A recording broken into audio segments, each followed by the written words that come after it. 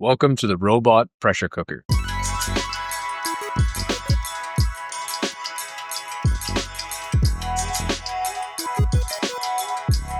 We're at the First Tech Challenge World Robotics Championships in Houston. The team from the Netherlands, Team 23014, the Flying Dutchman. Where thousands of students put their engineering skills to the ultimate test.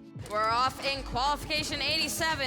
I'm Brogan Pratt, coach for the Flying Dutchman team from the Netherlands. 1, 2, 3, Dutchman! If you're new here, First Tech Challenge, or FTC, is an incredible worldwide robotics competition. Over 9,000 high school teams worldwide get just 12 weeks to design, build, and program a robot for a brand new game each year. Here's a quick breakdown of the 2024 FTC Seasons game Into the Deep. The game is played on a 3x3 meter field with 2 alliances, with 2 robots on each red and blue alliance respectively. Robots had to go into the center structure to collect plastic rectangular prisms and place them in the respective baskets on the corners of the field for 8 points. Or they could bring a sample to a human. This human adds a special clip to the plastic piece, and then that allows the robot to hang this piece from the center bar for 10 points. In the last stages of the match, the end game, robots can hang from the bottom rung for 15 points, or grab the bottom bar, lift themselves up off the ground, and then grab the top bar and lift themselves up for 30 points. There are more complexities to the game, but that's a rough idea. FIRST stands for inspiration and recognition of science and technology. It's not just about winning. It's all about fostering innovation, teamwork, and problem solving under pressure. Our journey to the Pro Championships was intense. And after dominating our home region, we arrived in Houston, set up our pit, and have a critical arm on our robot snap in our very first match yesterday.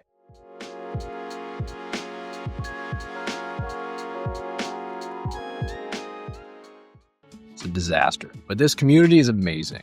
What we call gracious professionalism at first kicked in, and another team, or competitor, 3D printed our redesigned part overnight.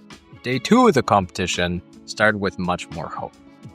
Starting off day 2, and our mount for the outtake claw broke, shattered completely because of some forces on the axle. So hopefully that goes well. We're replacing it right now. It should be ready by the first match. During our national championships in the Netherlands, we had also started off rocky, so we thought we'd be able to pull this one back. Mission number 1 was to install a new arm piece.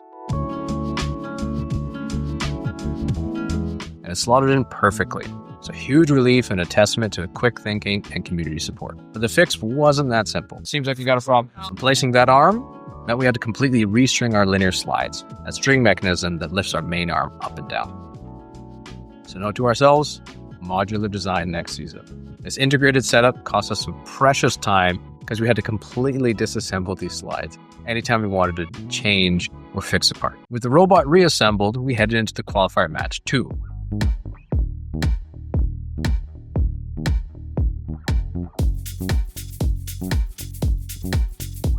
Hopes were high. Maybe yesterday was just bad luck? T-minus 3, 2, 1, go! Okay, take a look at this. The robot moves forward and autonomous, and it stops short.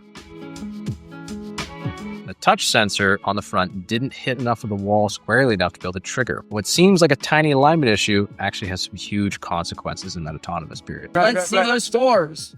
Back in the pit, team diagnosed it fast. The solution? Some ingenuity under pressure.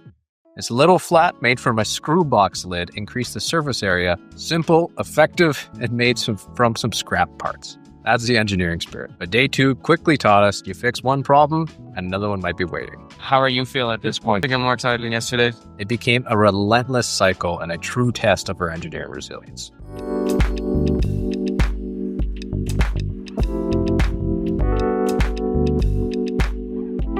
Heading into qualifier match 3, we felt slightly more prepared. The Flying Dutchman.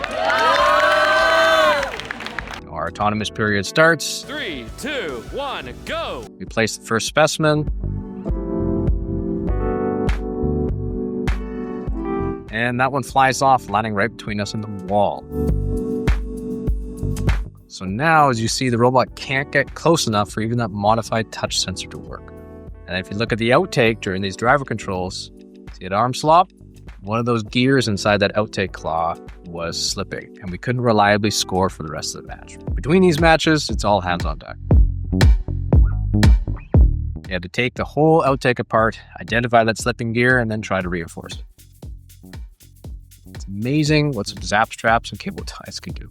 On qualifier match 4, we adjust the speeds, hoping to avoid those sensor issues. This time, we're going way too fast. See how it hits that wall and then bounces back? We realize that the competition walls here are way more rigid than the practice field. That bounce through the whole auto off and then snap.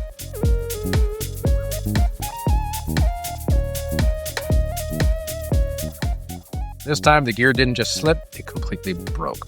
And that's game over for scoring through the rest of the match. 4 matches in, and the constant setbacks were starting to take a toll. You could really feel the morale dip. Our scouting team, who's usually buzzing and gathering crucial data on every other robot, which is vital for strategy, especially when your robot is struggling, they really started to lose some steam. And how are you personally feeling? Anyway, I mean, I think sleep is important, and we got lots of sleep last night. So yeah. Okay. And it's really tough to stay focused on gathering alliance data when your own machine keeps breaking. And it really pained me to see this, as scouting is one of our team's biggest strengths. And we really could have used this valuable data to help inform some other teams and repay that gracious professionalism they'd shown us earlier. Seeing the team flagging, we knew we needed a bit of a mental reset. Sometimes you have to step away from the fire to regain that perspective. So we took a walk, checked out some of the insane FRC robots, and saw some of the younger first LEGO League kids.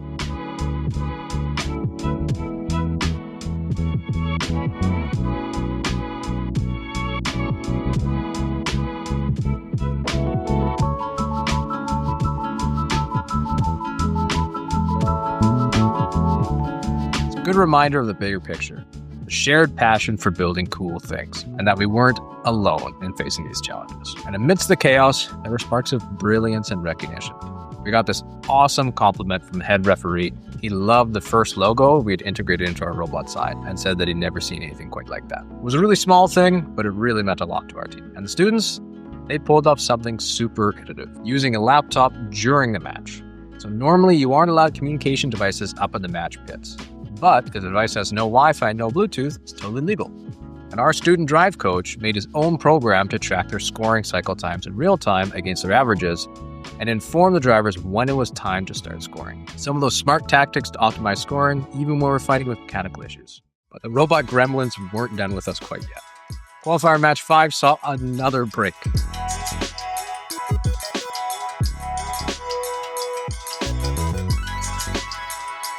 And this time the casing around the claw mechanism fractured. Time for more pit repairs. And then came the final match for the day, qualification 6. T-minus 3, 2, 1, go! Take a look at this autonomous.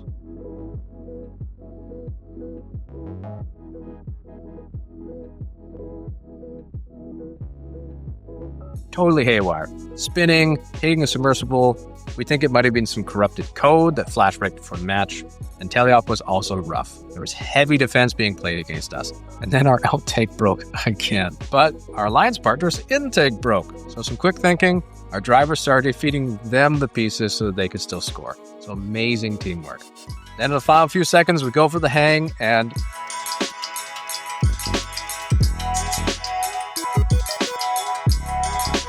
I don't know if you can see that, but a string breaks, so we need another repair. I gotta say, that's pretty impressive. The whole bearing came out when we hung. Whoa! So day 2 was absolutely relentless. Broken claws, sensors, gears, casing, string, code glitches, a constant barrage. Obviously, a couple of tough losses today. And each fix was met with a new failure. That arm part to Prince overnight, though, it held strong, and that was a nice victory. But everything else seemed determined to test our limits.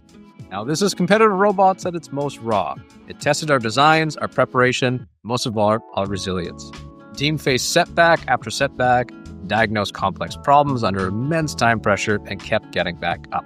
They learned, they adapted, and they refused to quit. How are we feeling? Mid, because I feel like we did make a lot of improvements. I think just asking more questions to the teams, more about their team history, more about the challenges that they've faced along the season. We're battered, tired, and facing another early morning of repairs tomorrow for the final qualification matches. But something shifted today. You know, it's still Worlds, so like it's pretty awesome that we're here anyways.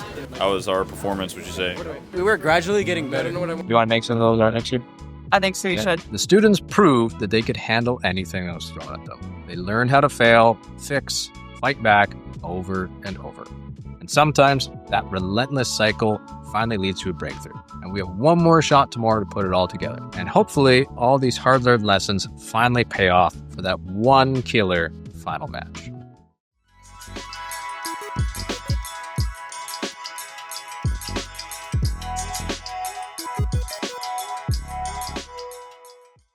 Is that a One Direction reference to the 2005 band One Direction, do you think? One Direction. Probably not. Thought it was obvious, but maybe I'm thinking about it.